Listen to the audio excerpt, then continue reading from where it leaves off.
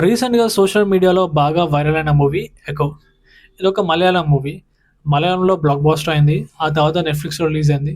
నెట్‌ఫ్లిక్స్‌లో రిలీజ్ అయినప్పటి నుంచి మన తెలుగు వాళ్ళు కూడా చాలామంది ఈ మూవీని చూశారు. అయితే కొంతమందికి ఈ మూవీ యొక్క క్లైమాక్స్ అర్థం కాకపోవచ్చు. ఎందుకంటే క్లైమాక్స్‌లో ఓపెన్ ఎండింగ్ ఉంటుంది. మనమే అర్థం చేసుకోవాలి క్లైమాక్స్‌లో ఏం జరిగిందని. నేను ఈ క్లైమాక్స్‌లో ఏం జరిగిందో ఎక్స్‌ప్లెయిన్ చేయడానికి ప్రయత్నిస్తాను. మీరు ఈ వీడియోని చివరి వరకు చూడండి. అప్పుడే మీకు క్లారిటీ వస్తుంది. ముందుగా ఈ మూవీలో 5 మెయిన్ క్యారెక్టర్స్ ఉన్నాయి. వాళ్ళ గురించి ఒక అవగాహన ఉండాలి మనకి. 5 మెయిన్ క్యారెక్టర్స్. నంబర్ 1 సోయి, అలాగే సోయి first husband Osiya, Soyi second husband Kuriachan, Kuriachan partner Mohan and Kuriachan student Pius. So ఈ 5 పేర్లు గుర్తుంచుకోండి. క్లైమాక్స్‌లో మనకి పియోస్ సోయిని చంపాలనుకొని తన పక్కనే ఉన్న బ్యాగ్‌లోంచి ఒక వెపన్‌ని తీస్తున్నట్టు కనిపిస్తుంది. అదే టైంలో కుక్కలన్నీ అతన్ని చుట్టుముట్టి అతని వైపు చాలా కోపంగా చూస్తూ అరుస్తూ ఉంటాయి. జనరల్‌గా సోయి ఇంట్లో కేవలం 6, 7 కుక్కలు మాత్రమే ఉంటాయి. కానీ క్లైమాక్స్‌లో మనకి 13, 14 కుక్కలు కనిపిస్తాయి. అంటే వేరే చోటు నుంచి ఆ కుక్కలు అక్కడికొచ్చినట్టే కదా! క్లైమాక్స్ ముందు వరకు మనకు తెలిసిన స్టోరీ ఏంటి? కురియాచాన్‌ని పోలీసులు వెంబడిస్తున్నప్పుడు తనను తాను కాపాడుకోవడం కోసం తను ఒక ఫారెస్ట్‌కెళ్ళిపోతాడు. ఒక ఫారెస్ట్‌లో ఒక కేవ్‌లో ఉంటాడు. అతన్ని అతన్ని ప్రొటెక్ట్ చేస్తూ కుక్కలు తన దగ్గరనే ఉంటాయి. సో, ఎవరైనా సరే అతని దగ్గరికి వెళ్ళాలంటే ఈ కుక్కలని దాటుకొని వెళ్ళాలి. ఈ కుక్కలన్నీ కురియాచన్ కంట్రోల్‌లోనే ఉంటాయి. తను చెప్పిన మాటే వింటూ ఉంటాయి. అతనికి ఆహారాన్ని కూడా ఈ కుక్కలే అందిస్తూ ఉంటాయి. అయితే క్లైమాక్స్‌లో మనకి ఈ కుక్కలన్నీ సోయి కంట్రోల్‌లో ఉన్నట్టు తెలుస్తుంది. కురియాచాన్ కంట్రోల్‌లో ఉండే ఈ కుక్కలన్నీ సోయి కంట్రోల్‌లోకి ఎప్పుడొచ్చినాయి? Simple. 6 years back Kuriachan partner Mohan Soyi దగ్గరికొచ్చి తనతో నిజం చెప్తాడు. నీ ఫస్ట్ హస్బెండ్ చనిపోలేదు. నీ ఫస్ట్ హస్బెండ్‌ని కురియాచాన్ ఒక ఫాల్స్ కేస్ పెట్టి జైల్లోకి పంపించాడు. అలాగే నిన్ను నమ్మించాడు. నీ ఫస్ట్ హస్బెండ్ చనిపోయాడని. నువ్వేమో కురియాచాన్ మంచోడని నమ్మినావు. తను నిన్ను హీరోగా సేవ్ చేశాడని నమ్మినావు. తనని పెళ్లి చేసుకున్నావు. అదంతా అబద్ధం అని చెప్తాడు.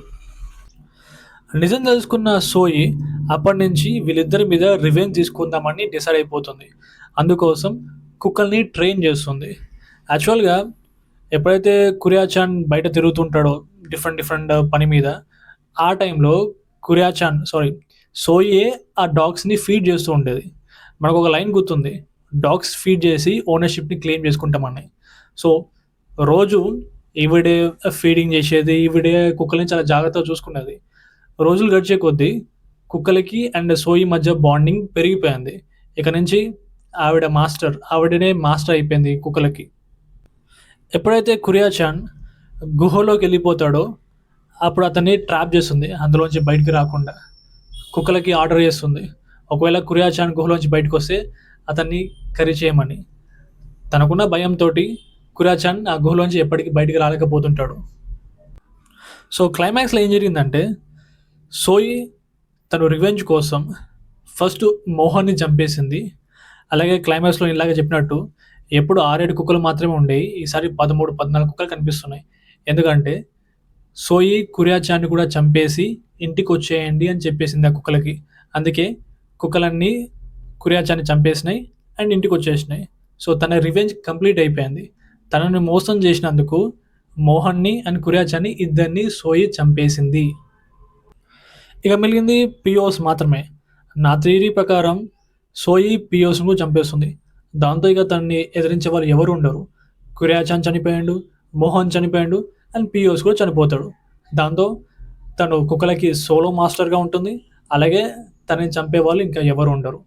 లేదా బహుశా పియోస్‌ని వదిలేసి ఉండొచ్చు. ట్రాప్ చేసి ఉండొచ్చు చంపకుండా. దాంతో పియోస్ పవర్‌లెస్‌గా మిలిగిపోతాడు. తన రివెంజ్ అయితే కంప్లీట్ అయిపోయింది. కురియాచాన్‌ని అలాగే మోహన్‌ని చంపడంతో. మరి సోయి ఫస్ట్ హస్బెండ్ ఒసియాకి ఏమైందంటే మూవీ మనకి ఏమాత్రం క్లారిటీ ఇవ్వదు. అతను జైల్లోనే చనిపోయి ఉండొచ్చు. జైల్లోంచి బయటకొచ్చాక చనిపోయి ఉండొచ్చు. లేదా ఇంకా మలేషియాలోనే బతికే ఉండొచ్చు అతను. ఈ విషయం గురించి అయితే ఎటువంటి క్లారిటీ మనకి మూవీ ఇవ్వదు. సరే మరి మరొక వీడియోతో మళ్ళీ కలుద్దాం.